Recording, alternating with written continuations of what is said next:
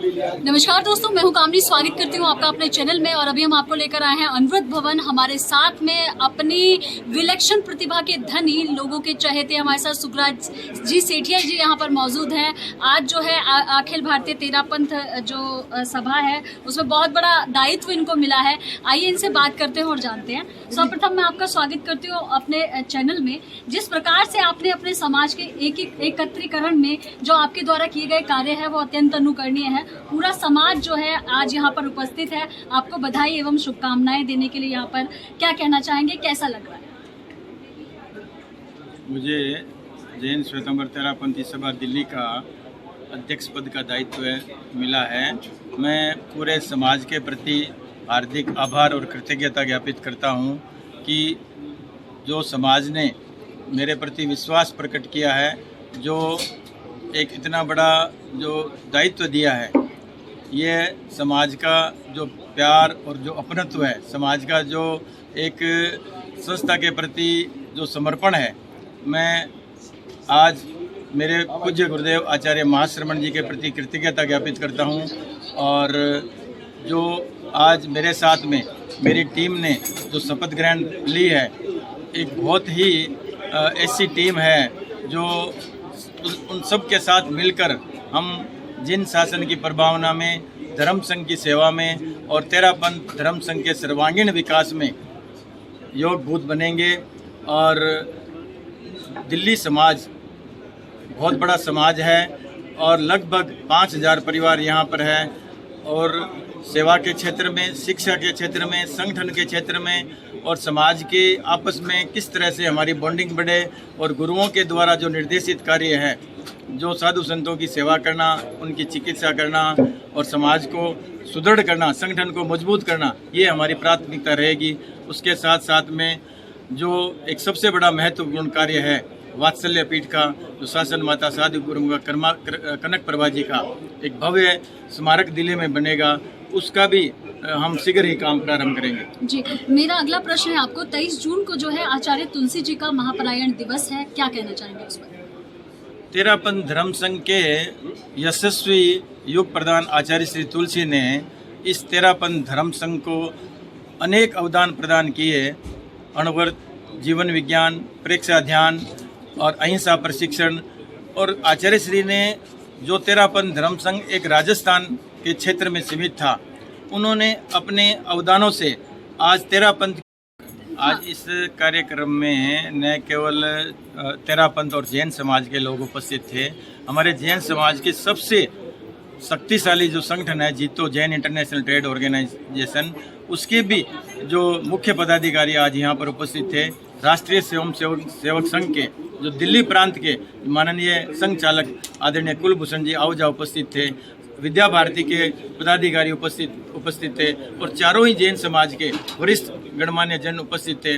उन सभी की शुभकामनाओं से मैं ये अपने आप के लिए मंगल कामना करता हूँ। उन हमारे अग्रजों की शुभकामना, उनका परामर्श, उनका मार्गदर्शन और जो सामने मेरी ये जो टीम बैठी है, उन सभी के सहयोग से हम हमेशा तत्पर रहेंगे। जब भी समाज सेवा के लिए, देश सेवा के लिए, राष्ट्र सेवा के लिए हर वक्त हम दिन रात काम करेंगे। धन्यवाद। नमस्कार दोस्तों, मैं हूं कामनी। स्वागत करती हूं आपका अपने चैनल जनता का फैसला न्यूज में। और अभी हमारे साथ में यहाँ पर बाबूलाल दुगर जी यहाँ पर मौजूद है, जो कि जैन श्वेतांबर तेरापंथ सभा के जो है उपाध्यक्ष यहाँ पर जो है मनोनीत हुए हैं। यहाँ पर सैकड़ों की संख्या में यहाँ पर लोग आए हैं जो कि लगातार इनको शुभकामनाएं एवं बधाई संदेश जो दे रहे हैं। विभिन्न प्रकार की जो साध्वियां हैं उनकी तरफ से इनके लिए बधाई संदेश यहाँ पर आए हैं। सर, सर्वप्रथम मैं आपका स्वागत करती हूँ। कैसा लग रहा है जैन श्वेतांबर तेरापंथ सभा जैसे बड़े सुप्रतिष्ठित संस्था तेरापंथ सभा एक बहुत ही प्रतिष्ठित और बहुत पुरानी संस्था है। तेरापंथ जैन समाज की यह दिल्ली की सर्वोच्च संस्था है और यहाँ अनुव्रत भवन में इसका कार्यालय लगभग पिछले 50 सालों से यहाँ प्रतिष्ठित है। और इस बार जैसे कि हमारे अध्यक्ष बने आदरणीय श्री सुखराज जी सेठिया, उनका एक बहुत बड़ा व्यक्तित्व है। पूरे जैन समाज में इनका एक व्यक्तित्व है। वो मैं कहूँगा कि सिर्फ जैन समाज ही नहीं, पूरे दिल्ली में इनका एक अपना व्यक्तित्व है, क्योंकि हर कार्य में ये आगे बढ़कर जनता की और समाज की सेवा में लगे रहते हैं।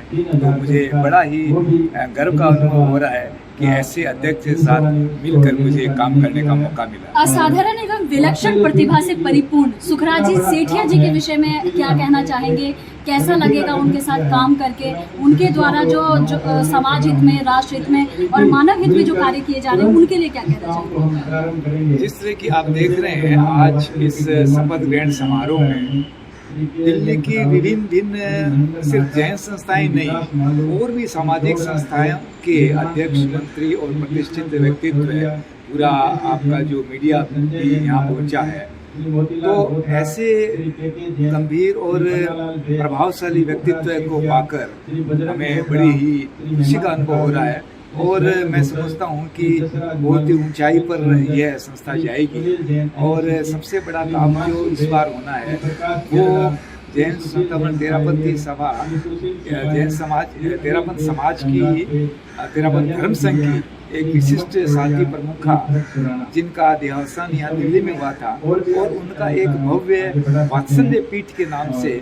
उनका स्मारक बनने वाला है, वो काम जैन स्वतंत्र तेरापंथी सभा दिल्ली को दिया गया है। यह एक बड़े गौरव की बात है। 23 जून को आचार्य तुलसी जी का महापरायण दिवस है, क्या कहना चाहेंगे इस पर? आचार्य तुलसी के बारे में तो मैं क्या कहूँ, उनका अवदान सिर्फ तेरापंथ और जैन समाज के लिए नहीं, पूरे देश के लिए और विश्व के लिए है, जिन्होंने इन कुरूढ़ियों को उन्होंने खत्म किया और जैन समाज को ही नहीं पूरे विश्व को एक ऐसे मुकाम पर पहुंचाया जहां पर हम एक लोकतंत्र के हिसाब से श्वास ले रहे हैं और एक नैतिक जीवन जीने का जो उन्होंने फार्मूला दिया कि देशवासी को किस तरह नैतिकता के बारे में बढ़कर और अणुवत का जो उन्होंने सूत्रपात किया था वह आज हमें देखने को मिल रहा है।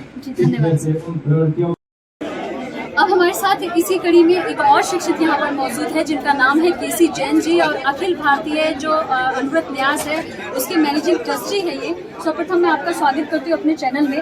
आज सुखराज जी सेठिया जी को जो दायित्व मिला है उसके संदर्भ में क्या कहना चाहिए? देखिए, तेरापंथ धर्म संघ का ये एक सबसे महत्वपूर्ण दायित्व है क्योंकि तेरापंथ सभा के माध्यम से ही धर्म संघ के सभी कार्य संचालित होते हैं और कहना ना होगा कि दिल्ली पूरे तेरापंथ धर्म संघ की एक बड़ी प्रमुख नगरी है, प्रमुख संस्थान है जहां बहुत अधिक श्रावक रहते हैं और बहुत बड़े बड़े कार्यक्रम आयोजित होते हैं। देश की राजधानी तो यह है ही, एक तरह से तेरापंथ धर्म संघ की भी राजधानी है। तो इस दायित्व को निभाने के लिए, संभालने के लिए एक बहुत कुशल नेतृत्व की अपेक्षा होती है जो सबका साथ ले सके, जिसके पास आगे का चिंतन भी हो और जो बहुत ही सहृदयता के साथ इस कार्यक्रम को संचालन कर सके। आपने अपने कहना ना होगा कि सुखराज जी में ये सभी गुण हैं और वे निश्चित रूप से इस नेतृत्व को सक्षमता से संभालेंगे, ऐसा सभी को विश्वास है। आपने अपने विलक्षण प्रतिभा से कितने वर्षों से लगातार जो है एक जो जैन समाज की एकता को कायम करने में जो आपने कार्य किया है वो अत्यंत अनुकरणीय है। 23 जून को जो है आचार्य महाशर्मन जी की महापरायण दिवस है, क्या कहना चाहेंगे? आचार्य महाप्रज्ञा जी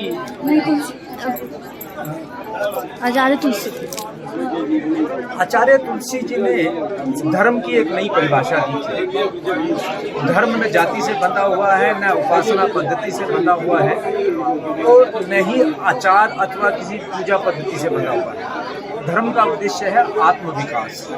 कठिनाई होती है कि यह पक्ष तो पीछे छूट जाता है और पूजा पद्धति जाति बीच में आकर के धर्म के मूल उद्देश्य को ही गौण कर देता है। आचार्य तुलसी ने इसी पक्ष को उजागर किया और जन जन में प्रचारित किया। अखिल भारतीय अनुव्रत न्यास उसी विचार की उपज है जो आचार्य तुलसी के इस अवदान को आगे बढ़ा रहे हैं। धन्यवाद। नमस्कार दोस्तों, हमारे साथ में अब मौजूद हैं एक ऐसी शख्सियत जिन्होंने अपने कार्य कर्तव्यों के दम पर पूरे राज्य स्तर से लेकर राष्ट्रीय स्तर तक अपनी छवि स्थापित की। हमारे साथ स्वदेश जी जैन जी यहाँ पर जुड़ चुके हैं जो कि पंजाब केसरी के एग्जीक्यूटिव डायरेक्टर हैं। सर्वप्रथम सर मैं आपका स्वागत करती हूँ अपने चैनल में। जिस प्रकार से विभिन्न प्रकार के क्षेत्रों की बात की जाए जहाँ पर क्षेत्रवाद चलता है, राज्यवाद चलता है, उसी प्रकार से जो है जैन समाज जो भी है जो कि लगातार राष्ट्र के उत्थान के लिए, मानव उत्थान के लिए और सामाजिक उत्थान के लिए समय समय पर कार्य करता रहता है। क्या कहना चाहते हैं जैन की एकता? देखिए, जैन समाज अनेकता में एकता के विचार अपने जीवन में उतार के आगे चलता है। है क्या कि 4 संप्रदाय हमारे यहाँ माने गए हैं, और ये जो 4 संप्रदाय हैं इनकी मान्यताएं अलग अलग बेशक हो सकती हैं, पर मेरी ये सोच है जो मान्यताएं हैं वो जो भी हमारे धार्मिक स्थान है उनके अंदर रहनी चाहिए, वो उस दीवार से बाहर नहीं है। बाहर के व्यक्ति को क्यों पता लगे कि जैन समाज की 4 संप्रदाय, मैं किसी भी संप्रदाय को बिलोंग करता हूँ, पर बाहर निकल के मैं कहीं ये नहीं बोलूँ कि मैं इस संप्रदाय विशेष से आता हूँ। जैसे ये बोलता हूँ सामने वाले को ये लगता है कि इनके यहाँ कहीं ना कहीं आपस में मतभेद हैं, और जब हम बाहर निकल के अपने आप को सिर्फ जैन और सिर्फ जैन कहेंगे तो विचारधारा जो सोच अगर बाहर बनी हुई है वो खत्म हो।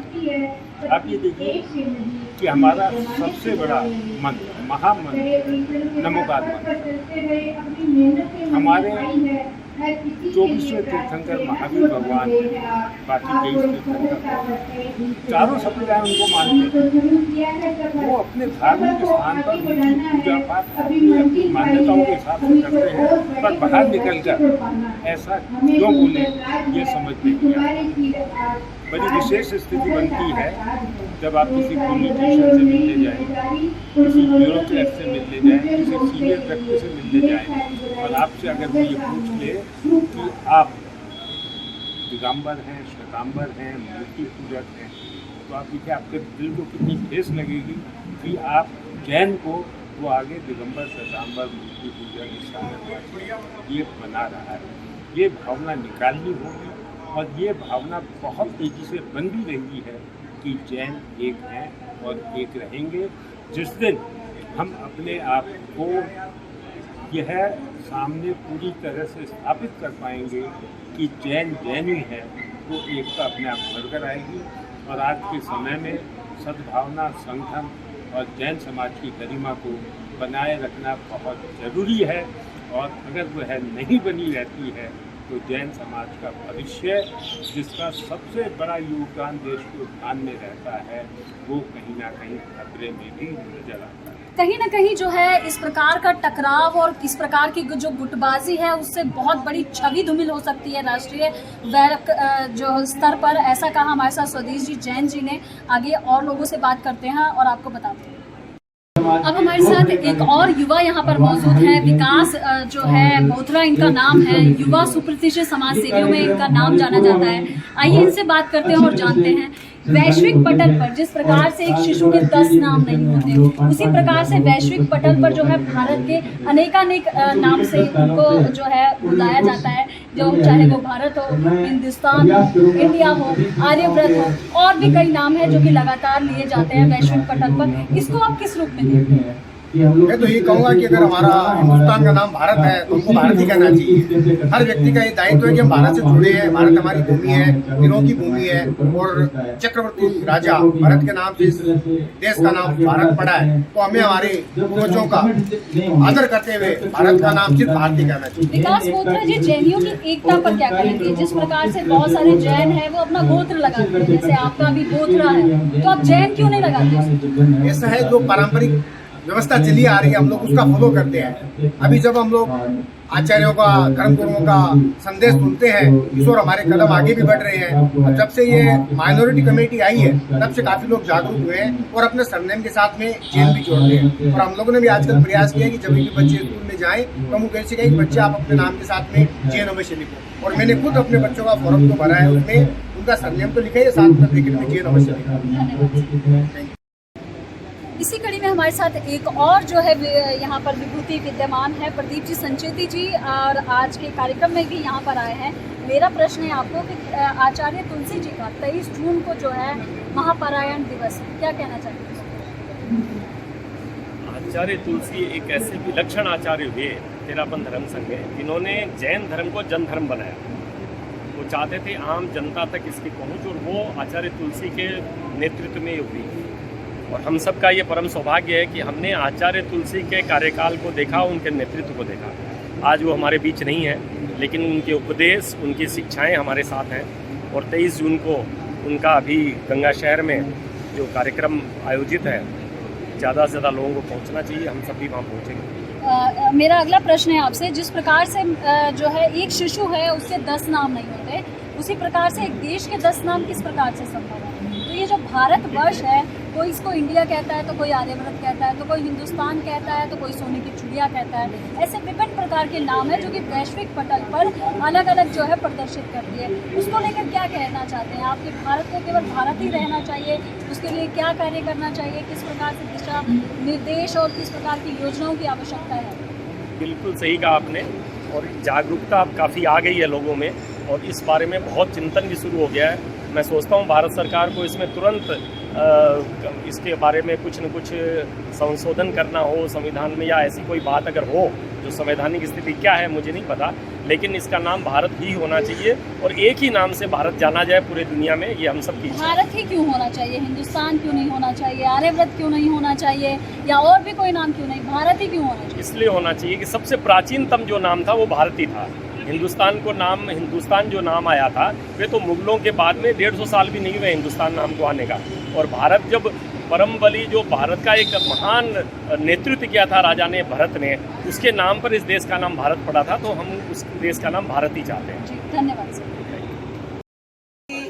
अनुव्रतों के द्वारा देश विदेश में बहुत महत्वपूर्ण क्रांति लाई, और जो आज वास्तव में समय की मांग है, इन छोटे छोटे संकल्पों के द्वारा हम अपने जीवन को बदल सकते हैं।